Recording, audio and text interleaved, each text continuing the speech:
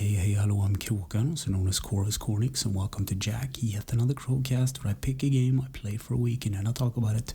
This week's game is Castlevania 3, Dracula's Curse for the Nintendo Entertainment System. It was released in 1990, and it's an action platformer developed by Konami and published by Palcom, at least here in the EU. And there will be spoilers up ahead, just so you know, but first a little backstory. So I decided yet to play another Castlevania game because it fits with the season, as I said before, and I'll probably play a lot more of these throughout the weeks up ahead. So the game starts with what looks like a film strip rolling, displaying a castle, and then the main title cutting to a crawl text explaining the plot of the game. So the plot is as follows. Dracula in the 15th century is practicing evil magic, turning countries evil and trying to take them over. So it's up to Trevor Belmont to step in and stop his evil plans. So this is the third game in the series, but it's actually the prequel to the first Castlevania on the NES. And then you get to choose to play the opening or put in a password. And the password system is kind of interesting. It has this grid system where you put in crosses, whips, and hearts, and even blank spaces to form a password that will take you to different stages, with even the different playable characters that you will unlock throughout your journey. And I'll talk a little bit more about this in the Easter egg, secrets, and glitches section. But if you pick opening, you are prompted to put in your name, but you can actually put in other letters, forming words, I guess, to unlock more lives and start with other playable characters and even make the game harder. So it's kind of interesting. I didn't know that at the beginning of the week, but I did a second playthrough of the game where I just had fun, and it's kind of a nice way to experience the game, actually having one playthrough being serious and then just goofing around the next. So as the game starts, you're Trevor Belmont in front of a cross, lightning strikes it repeatedly, and then you're off. So you have a timer in the corner which starts at 500 seconds, and then you get a total score counter in one of the other corners, and then you have the player's health and the enemy's health, which is basically the boss health. And just like any other of the classic Castlevania games, you whip candles to get heart, whip upgrades, and sub-weapons such as knives, axes, crosses, and holy water. And I watched another YouTuber this week, I forgot his name, but the holy water is not actually called the holy water, it's called a firebomb, but everyone else calls it the holy water, and that's true. I mean, I never heard it being referred to as a firebomb before. And then Trevor enters the castle fighting, or whipping I should say, skeletons, bats and zombies, climbing up some steps, reaching a ruined topside, fighting more zombies and hunchback, and eventually reaching a graveyard. And in this graveyard you fight a skeleton boss, and once you beat him you are offered to make a choice. There is like a crossroad, so you have to go to either the clock tower or the ruins. I chose the lower path for this playthrough, so depending on which way you take you will end up with different companions along your way. So funny thing about my choices this week, I obviously picked the wrong road. I picked the hard route to get to Dracula's castle. I didn't know that at the beginning of the week. But by picking the harder part, I actually managed to get the character Alucard. So if you take the topside route, you will end up with Grant or either, what's the other character, Cypher, like this mage. But it's kind of funny. I thought, man, this game is so hard. Why is this so hard? And it turns out I just took the wrong turn. So the ruin stage is kind of cool. I like the design of it. It's cobblestone overgrown with moss, and there are less desirable things like one-hit kills, such as spikes. Later in the stage there is a crazy section with owls, and this is where I got my first death. So a good sub-weapon to have on this particular part of the stage would be the cross, but I didn't have it there. So I died and I got my first continue learning about the password system.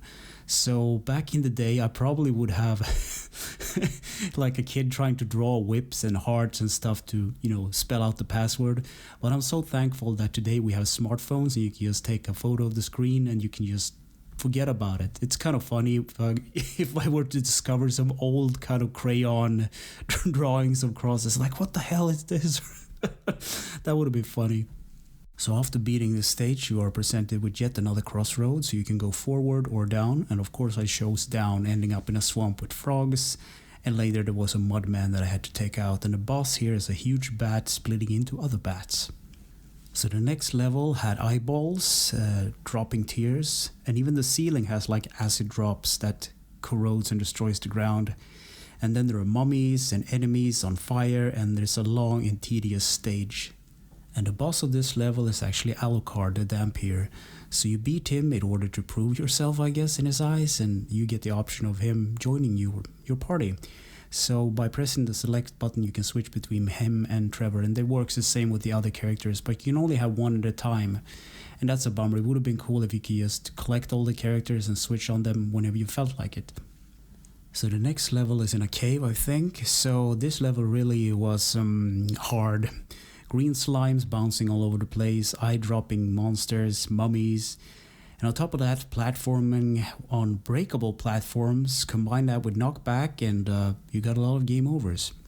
And now it's time for another crossroads. So of course I went down, ending up in a water ruin. Think Atlantis. Kind of a cool concept at least. So here I fought skeleton swordsmen, mermen jumping out of the water. And I didn't fight stairs, but there were a lot of stairs.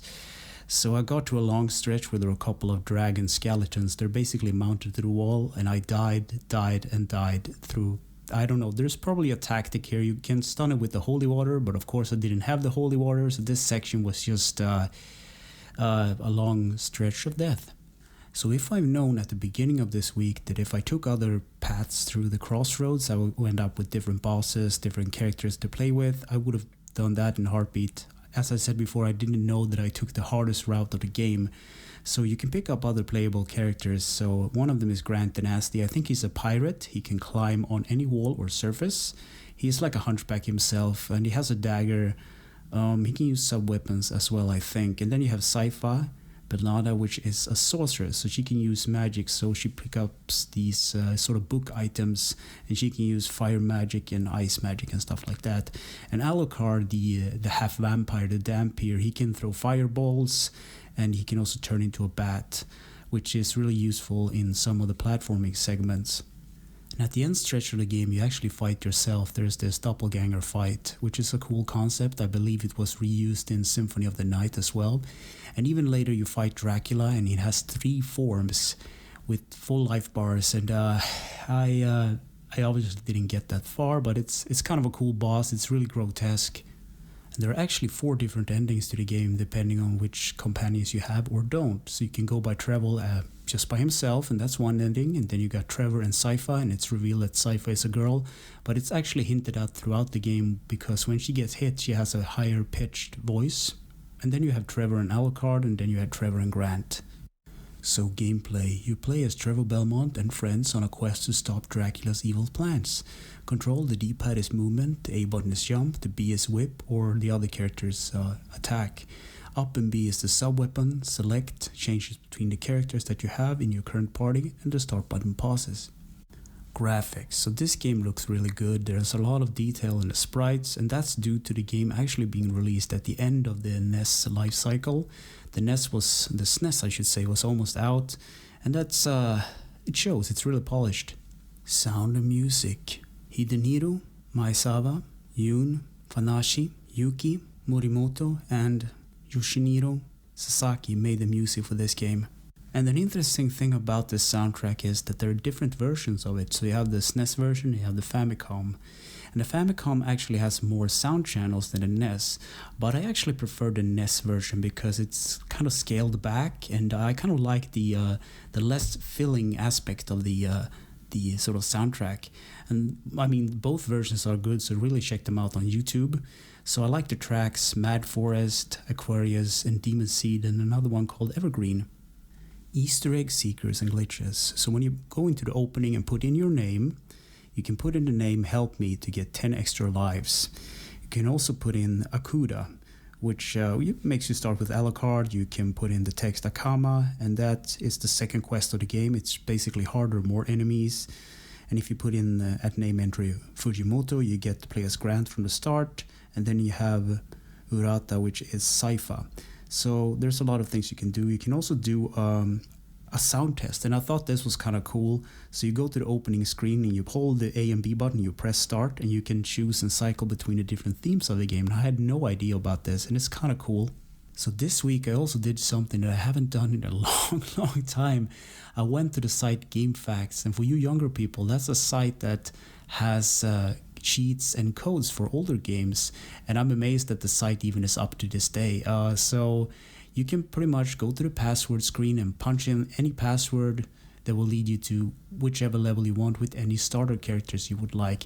And someone painstakingly figured out all the codes So I didn't have to do it. And it was kind of cool because then you can practice a boss or a strategy or have a different set of characters that you were not supposed to have in the first place. And I also watched a speedrun of this game performed by JC, so he beat the game within 14 minutes and 49 seconds. And that's impressive, thinking that he also read Twitch chat while doing this, and he got a world record, so that's just crazy. In conclusion, I wrote, yes, play it, but be prepared for a challenge. This game looks good, sounds good, and it's very polished. However, this game suffers from knockback, bad enemy placements, and stairs. And the difficulty is generally pretty bad. However, there's a password system, so it's not impossible to beat this game. You just need to learn the enemy patterns and boss patterns. So can I recommend this game? Probably not, but if someone wants a challenging Castlevania game, this will be it, I guess. So I'll definitely like the game for what it is. I'll definitely listen to the soundtrack, play it on and off, but I will never beat this game. Just face it. It's not gonna happen in my lifetime, and I don't care what people think about that. So anyway, thanks for listening and or watching, and take care.